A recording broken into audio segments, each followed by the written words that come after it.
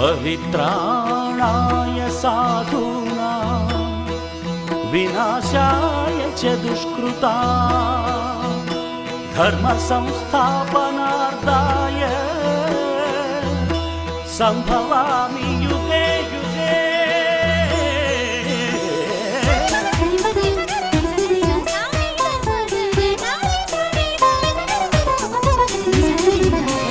உலகினில் மனிதன் வாழும் வரை ஒவ்வொரு நாளும் தர்மயுத்தம் சுற்றிடும் பூமி ஓயும் வரை ஓய்வின்றி நடந்திடும் தர்மயுத்தம்।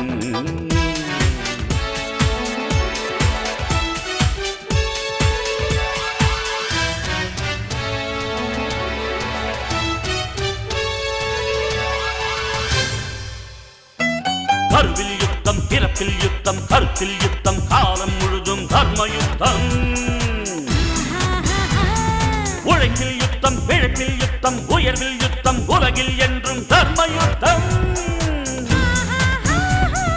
ஒரு துளி மழையில் கடலின் தொடக்கம், ஒரு பெண் நினைத்தால் எதுவும் நடக்கும் தர்மயுத்தம்। ஆணை பெற்று எடுத்தாய் பெண்ணே, ஆதிசக்தி நீதான் பெண்ணே, தர்மயுத்தம்। பஞ்சை போன்ற நெஞ்சிக்குள்ளே தீயதற்கடா, கையில் ஏந்த பூக்கள் உண்டு கத்தியதற்கடா, ரத்தம் சிந்தும் யுத்தம் இங்கே தேவையில்லையடா, நித்தம் ஜெயிக்கும் வாழ்க்கை மட்டும் நமக்கு வேண்டுமடா। போராட்டம் இல்லாமல் வரலாறு கிடையாது, தலைக்கற்கள் நீ தாண்டி நடைபோடு, சொர்க்கம் உன் பக்கத்தில் நித்தம் செய் தர்மயுத்தம்।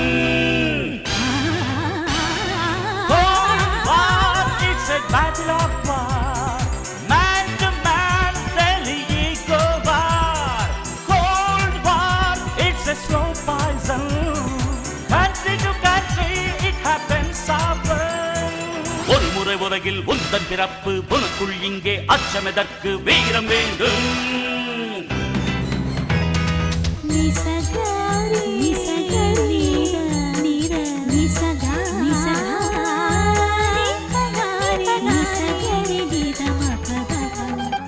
மனிதனுக்குள் கடவுள் உண்டு, தேடி பாரடா, மற்றவர்க்கு வாழும் போது தெய்வம் நீயடா। குற்றமில்லா மனிதனை இங்கே யார் கண்டது, நீதி சொல்ல அவனிடம் மட்டும் நிஜம் உள்ளது தர்மயுத்தம்।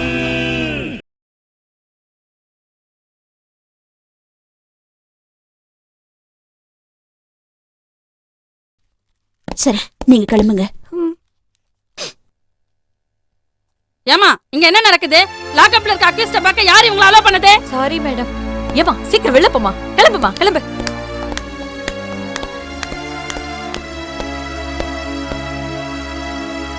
ஏமா நீங்க ஒரு லாயர், உங்களுக்கு தெரியாதா? அண்ட் ஒன் மோர் திங், அந்த ரங்கநாத் இன்னும் சாகல, உயிரோட தான் இருக்காரு। எதுக்கோ நீ தயாராரு, ஆனா சுயநினைவு இல்லாமல் இருக்காரு।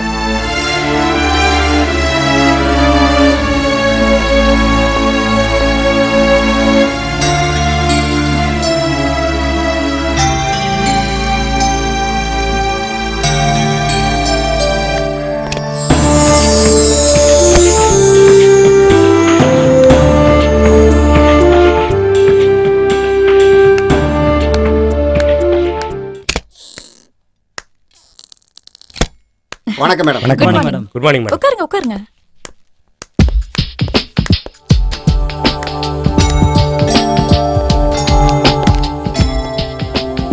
கவலையே படாதீங்க, வக்கீல் வசந்தியம் ஆஜராறாங்கன்னா கோர்ட்ல வக்கீல்கள் மட்டும் இல்ல, ஜட்ஜே ஜெர்க் ஆயிடுவாரு। ஆனா உங்க கேஸை எடுத்துப்பாங்களாங்கிறது சந்தேகம், அது உங்க தலையெழுத்து। இப்படி சொன்னீங்கன்னா எப்படி மேடம்? இங்க பாருங்க சார், மேடம் ஒரு கேஸை எடுத்துக்கிறாங்கன்னா பிளாங்க் செக்கோ கட்டுக்கட்ட கரன்சியோ காரணம் இல்ல, கேஸ்ல நியாயம் இருக்கணும், நீதி கிடைச்சே ஆகணுங்கிற நிலைமை இருக்கணும்। உங்க கேஸ்ல நியாயம் இருக்கிற மாதிரி தெரியல। சரி, நீங்க கிளம்புங்க।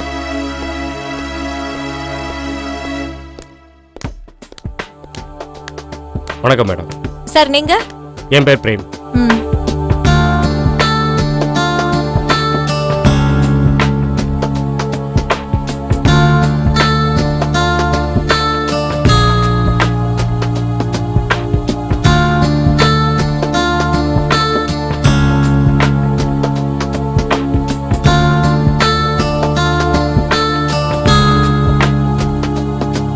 வீடு தேடி வர்ற மகாலட்சுமியா வேணான்னு ஒதுக்கி தள்ளாதீங்க. நியாயமா சம்பாதிச்சாதான் மகாலட்சுமி சார், குறுக்கு வழியில சம்பாதிச்சா மூதேவி. அந்த ஏரியா நிலத்தை பட்டா போட்டு ஏழைகளுக்கு தரது சம்பந்தமா மேடமே ஹைகோர்ட்ல பர்சனலா ஒரு ரிப்போர்ட் மூவ் பண்ண போறாங்க. நீங்க மூவ் பண்ணது தெரிஞ்சா செக் வச்சிருவாங்க. அப்புறம் எக்ஸ் ஆவது ஒய் ஆவது. யோசனை பண்ணுங்க. ம்.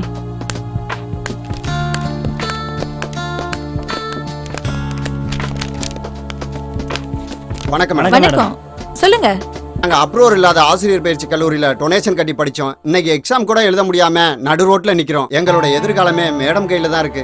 சரி உட்காருங்க, மேடம் கிட்ட சொல்றேன். Okay madam. Okay madam.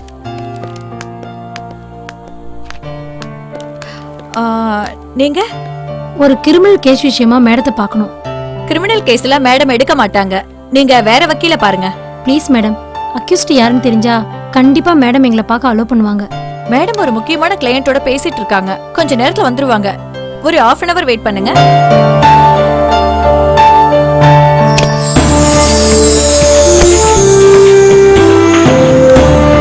Good morning madam. உட்காருங்க. வணக்கம் மேடம். Please be seated. Thank you madam.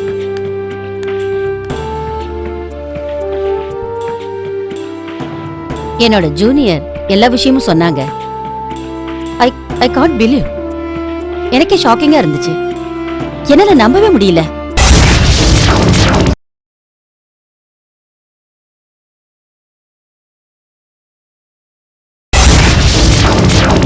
என்னோட ஜூனியர் எல்லா விஷயமும் சொன்னாங்க. I can't believe. எனக்கே ஷாக்கிங்கா இருந்துச்சு. என்னால நம்பவே முடியல. மேடம், நீங்க தான் எப்படியாவது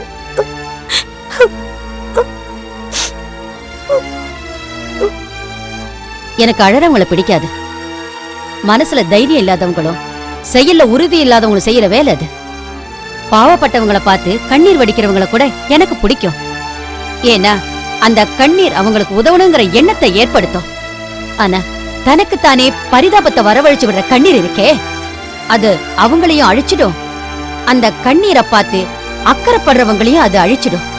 நடந்த கேஸோட எல்லா டீடைல்ஸும், கம்ப்ளீட் கேஸ் ஹிஸ்டரியும், அட் பிஃபோர் தட் நீங்க யார் என்னங்கிறது எனக்கு தெரியணும். என் பேரு கல்பனா. இவர் என் உட்பி சுரேஷ்.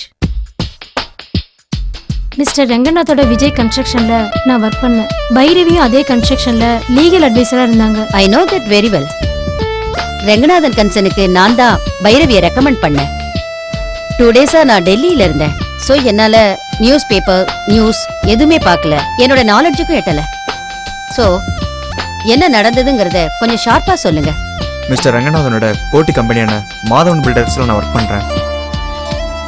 கல்பனா எனக்கு தெரியாம என்னோட லேப்டாப்ல இருந்து கம்பெனி கான்ட்ராக்ட் டீடைல்ஸ், அப்புறம் டெண்டர் டீடைல்ஸ், கொட்டேஷன் மேட்டர்ஸ்லாம் வந்து டவுன்லோட் பண்ணி எனக்கு தெரியாம எடுத்துட்டு போய் மிஸ்டர் ரங்கநாத்துக்கு கொடுத்துருக்காங்க. ஓ ஐ see. தென் ஒரு ஸ்டேஜ்ல அதை தொடர விருப்பம் இல்லாம வேலையை ரிசைன் பண்ணிடலான்னு ரிசிக்னேஷன் லெட்டர் கொடுத்தேன். ஆனா பாஸ் ரங்கநாத்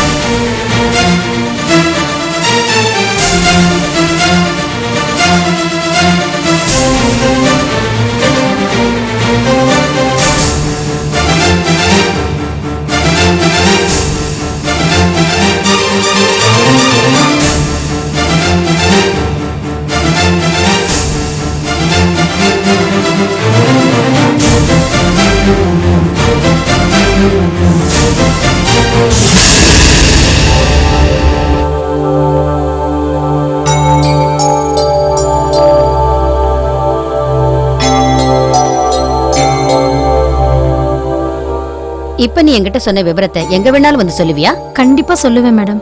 குறிப்பா கோர்ட்ல வந்து சொல்ல வேண்டியிருக்கும். சொல்லுவியா? என்னை காப்பாத்த போறான பைரவியை காப்பாத்த நான் என்ன வேணாலும் பண்ண தயாரா இருக்கேன். உணர்ச்சி வசப்பட்டு பேசாத. நீ செஞ்ச தவறுக்கு தண்டனை கிடைக்க கூட வாய்ப்பு இருக்கு. எந்த தண்டனையா இருந்தாலும் அதை ஏத்துக்க நான் தயாரா இருக்கேன். ஆனா பைரவியை எப்படியாவது காப்பாத்தணும். அது ஏன் பொறுப்பு? எதிரிய நம்பி கூட செயல்ல இறங்கலாம். ஆனா உன்ன மாதிரி துரோகிய நம்பி என்னை நம்புங்க மேடம். நான் நிச்சயமா பைரவிக்கு துரோகம் பண்ண மாட்டேன். நடந்த உண்மையெல்லாம் கோர்ட்ல வந்து சொல்ல தயாரா இருக்கேன் மேடம். நீ சொல்லுவேங்கிறதும் தெரியும், உன்னை எப்படி சொல்ல வைக்கணுங்கிறதும் தெரியும். இப்ப நீங்க 2 பேரும் கிளம்பலாம். Thank you madam. மேடம், நாங்க வரோம். வரேன் மேடம்.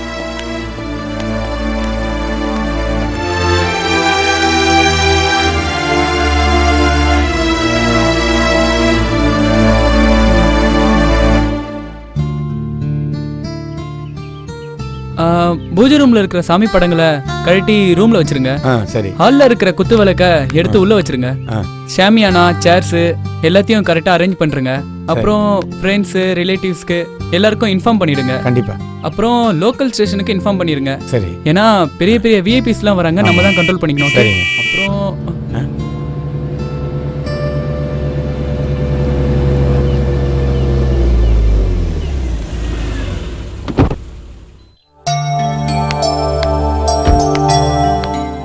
என்ன விமல், ஆபீஸ் போகாம இங்க என்ன பண்ணிட்டு இருக்கீங்க? சார், ஐயாவுக்கு எப்படி ஆகும்னு நான் நினைச்சு கூட பார்க்கல சார். எவ்வளவோ சுறுசுறுப்பா எப்பவும் சிரிச்ச முகத்தோட ஆடி ஓடி உழைச்சிட்டு இருப்பாரு. ஒரு காய்ச்சல் தலைவலின்னு வந்தா கூட உட்காராம ஒரு மாத்திரை சாப்பிட்டு வேலை செஞ்சிட்டு இருப்பாரு.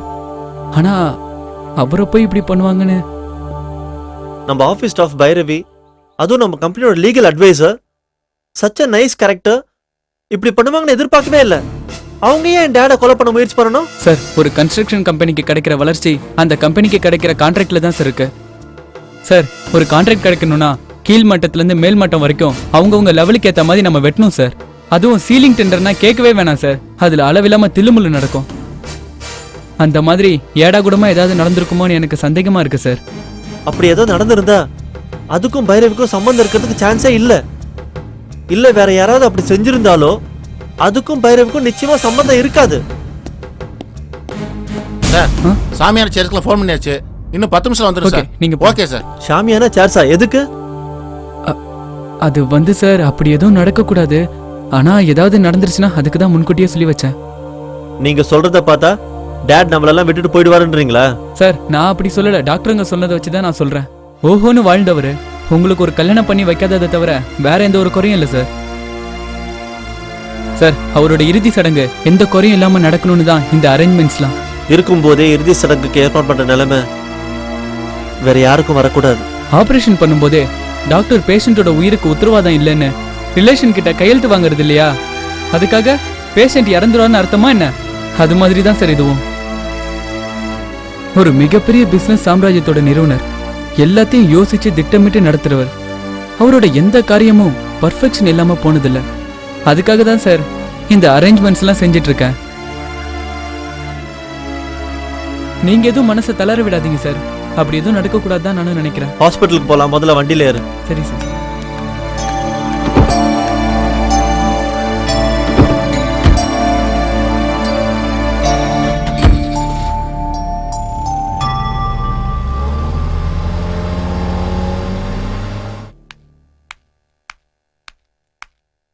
Everything will be okay. I'll call you later. இப்போ பாஸ் எப்படி இருக்கார் சார்? அப்படியே தான் இருக்கார் Vimal. We have to wait. அப்பா அபாய கட்டத்தை தாண்டி சீக்கிரமா பழிச்சு வரணும்னு நான் கடவுள்கிட்ட வேண்டிக்கிறேன் சார். ஓகே, நீங்க யார் சார்? நான் ஜிஎஸ்டி டிராவல்ஸோட ஓனர் சார். பேர் குரு சரவணன். வெறும் 2 டூரிஸ்ட் டாக்ஸியோட ஆரம்பிச்ச எங்க டிராவல்ஸ் இன்னைக்கு காரு, பஸ், வேனு 130 வண்டிகளுக்கு மேல இருக்குன்னா அதுக்கு காரணம் உங்க அப்பா ரங்கநாதன் தான் சார். உங்க கம்பெனி ஸ்டாஃப்ஸை வீட்டில இருந்து ஆஃபீஸ் பிக்கப் டிராப், ஸ்டூடெண்ட்ஸோட குழந்தைங்க ஸ்கூல் போறது வரது, உங்க கம்பெனியோட guest, foreign delegates, airport pickup drop, all India tour, இப்படி ஏகப்பட்ட கான்ட்ராக்ட் உங்க அப்பா தந்ததுனால தான் எங்க ஜிஎஸ்டி டிராவல்ஸ் இந்த அளவுக்கு வளர்ந்துருக்கு. நாங்களும் எங்க டிராவல்ஸ்ல ஒர்க் பண்ற 100க்கும் மேற்பட்ட ஸ்டாஃப்ஸ், டிரைவர்ஸோட குடும்பங்க உங்க அப்பா மிஸ்டர் ரங்கநாதனை நம்பி தான் சார் இருக்கோம். அவரை தான் நாங்கள் குலதெய்வமா மதிக்கிறோம். அவரை நான் ஒரே ஒரு தடவை போய் பார்த்துட்டு வந்துடுறேன் சார். Thank you sir. உங்களை மாதிரி நல்லவங்களோட பெயர் சால் தான் டேட் எமர்ஜென்சியில் நார்மல் வார்டுக்கு வந்திருக்காரு. பட் டாக்டர் விசிட்டர்ஸ் மீட் பண்ணுறதுக்கு அலோவ் பண்ணுறதில்ல. நீங்கள் விசிட்டர்ஸ் நோட் புக்கில் சைன் பண்ணிட்டு போங்க. ஓகே சார், நான் வரேன் சார். Thank you sir.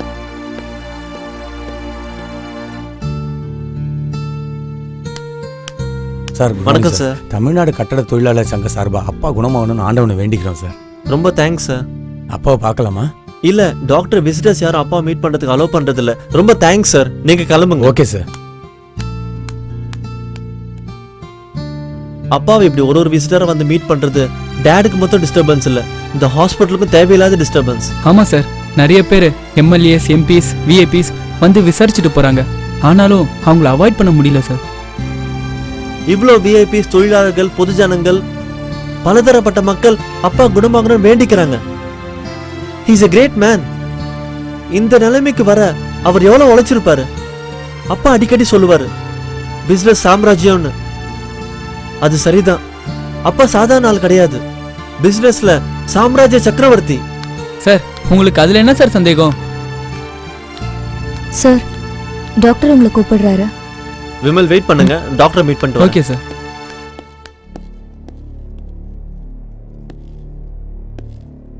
வாங்க Vijay, take your seat. Thank you doctor.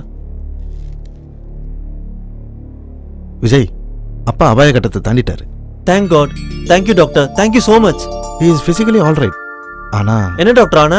Mentally sorry Vijay, அவர் சுயநினைவை இழந்துட்டார்.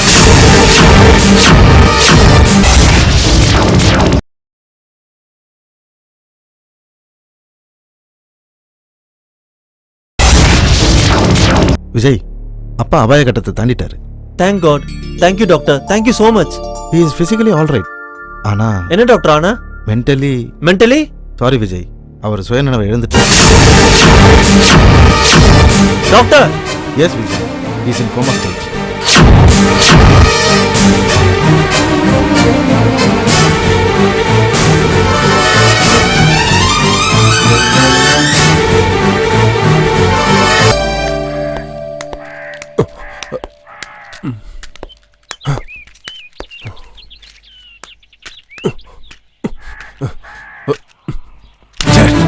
சேகர் என்னாச்சு? ஏன் இப்படி பைத்தியம் பிடிச்ச மாதிரி நடந்துக்கிறீங்க? புரியல சேகர். எனக்கு தான் புரியல, என்ன பண்றது? என்ன நடந்தது சேகர்? எனக்கு புரியுற மாதிரி சொல்லுங்க. ரஞ்சிதாவையும் பரத்தையும் கடத்தி மறைச்சு வச்சுட்டு பணம் பறிக்கலாம்னு நினைச்சேன். இப்ப அது முடியாது போல இருக்கு. ஒரு தப்பான வழியில போகாம தப்பிச்சதுக்கும் பாவம் பண்ணாம இருந்ததுக்கும் சந்தோஷப்படாம ஏன் இப்படி ஆத்திரப்படுறீங்க? ஏன் இப்படி ஆத்திரப்படாம ஆனந்தப்பட சொல்றியா? யார மிரட்டி பணம் பறிக்கலாம்னு பிளான் பண்ணமோ அவ பணம் கொடுக்க நிலைமையில இல்ல, பார்க்க கூடிய நிலைமையில இல்ல. புரியலையே. பைரவி ஜெயில இருக்கா. பைரவி ஜெயில இருக்காங்களா? என்னால நம்பவே முடியல. என்னாலையும் கேள்விப்பட்டதை நம்ப முடியல. உள்ள போறவங்கள உள்ள போகாம தடுக்கிறதும் உள்ள போனவங்கள வெளியே கொண்டு வர வக்கீலுமான பைரவி இப்ப உள்ள இருக்கா. எதுக்காக பைரவியை போலீஸ் அரெஸ்ட் பண்ணிருக்காங்க? ஏதாவது கம்பெனி விஷயமா? கம்பெனி விஷயம் இல்ல, கம்பெனில நடந்த விஷயம். பைரவி லீகல் அட்வைசரா வேலை பார்க்குற கம்பெனி முதலாளி ரங்கநாத்தை கொலை பண்ண முயற்சி பண்ணதா போலீஸ் அவளை அரெஸ்ட் பண்ணிருக்காங்க. பைரவி எதுக்காக ரங்கநாத்தை கொலை பண்ண முயற்சி பண்ணணும்? அது போக போக போலீஸ் விசாரணையில தெரியும். உயிருக்கு போராடிட்டு இருந்த ரங்கநாத் இப்போ உயிர் பொழைச்சிட்டாரு. ஆனா என்ன, உணர்வு இல்லாம கோமா ஸ்டேஜ்ல இருக்காரு. பைரவி ரொம்ப நல்லவங்களாச்சு. அவங்களுக்கு எப்படி இந்த நிலைமை வந்துச்சு? முதலாளியை கொலை பண்ண முயற்சிக்கிற அளவுக்கு அப்படி என்ன நடந்திருக்கும்? எல்லா கம்பெனிலையும் லீகல் அட்வைசரா இருக்கிறவங்க உண்மையிலேயே லீகல் அட்வைசர் கிடையாது. இல்லீகல் விஷயத்த லீகலா செய்யறதுக்காக ஒரு போஸ்டிங் வச்சிருப்பாங்க. எதிர் கம்பெனியை எப்படி போட்டு தள்ளலாம், ஒர்க்கர்ஸை நம்ம வழிக்கு எப்படி கொண்டு வரலாம், இப்படிலாம் அட்வைஸ் பண்ணதா ஒரு லீகல் அட்வைசர் போஸ்டே இருக்கு. ஆனா என்ன, ரங்கநாத் அந்த மாதிரி விஷயத்தை தான் பைரவத்தை எதிர்பார்த்திருப்பாரு. பைரவ பத்தி நமக்கு தெரியுமே, அவன் நேர்மை, நியாயம், தர்மம் இப்படிதான் இருப்பான்னு சொல்லியிருப்பா. ரங்கநாத் ஒத்துருக்க மாட்டாரு. அவர் போக்குல இருப்பாரு, இவ போக்குல இருப்பா. தயாரா இருக்கும். நேத்து பிரச்சனை பெருசா இருக்கும், தள்ளி விட்டுருப்பா, அடிபட்டு இருக்கும். அநியாய வழியில போறவங்க தான் அழிஞ்சு போயிடுவாங்க. நியாயமா நடந்துக்கிற பைரவிக்கு இந்த நிலைமையா? பைரவ பத்தி கவலைப்படுறத விட்டுட்டு பணத்தை எப்படி ரெடி பண்ணணும்னு யோசிப்போம். அதான் இப்ப முக்கியமா.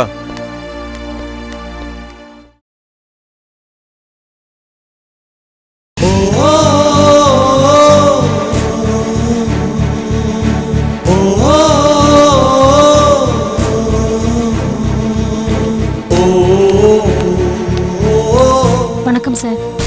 வணக்கம். அப்பாவை பார்க்கலாமா? நீங்க அவரை பார்க்கலாம், அவரால் உங்களை பார்க்க முடியாது.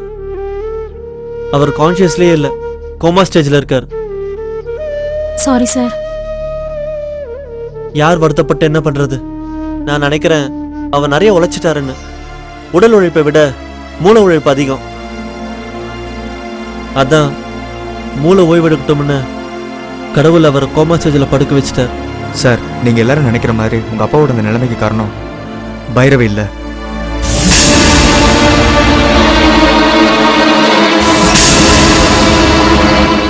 நான் தான் காரணம். நீயா? நம்ம கம்பெனிலே அப்பாவுக்கு விசுவாசமான ஸ்டாஃப் நீதான். நீ எப்படி காரணமா இருக்க முடியும்? என்னோட விசுவாசத்துக்கு ஒரு விலை வச்சிருந்தாரு. அந்த விலைக்காக நானும் விசுவாசமா இருந்தேன். நீ என்ன சொல்ற? எனக்கு ஒண்ணுமே புரியலையே. இவர் என் உட்பி சுரேஷ். இவர் மூலமா தான் இவருக்கு தெரியாமலேயே இவங்க கம்பெனி கொட்டேஷன் ரேட்டை கண்டுபிடிச்சி உங்க அப்பா கிட்ட கொடுப்பேன். அதுக்கு ஒரு காஸ்ட்லியான ரேட்டை கொடுப்பாரு. நான் கொடுக்குற கொட்டேஷன் டீட்டெயில்ஸ் மூலமா கோடிக்கணக்கான ரூபாய் பெருமானம் உள்ள பல கான்ட்ராக்ட்ஸ் அவருக்கு கிடைச்சது.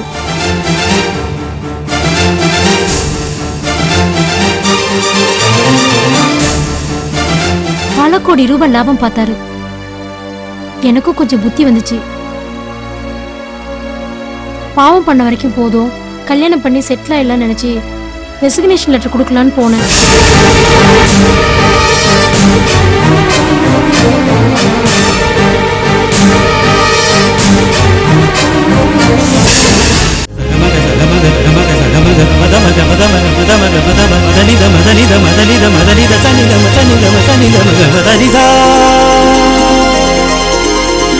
வானத்தில் இருந்து பூமிக்கு வந்தது காலம், வசந்த காலம். வாழும் வரைக்கும் நினைவில் தங்கும் கோலம், மகிழ்ந்த கோலம்.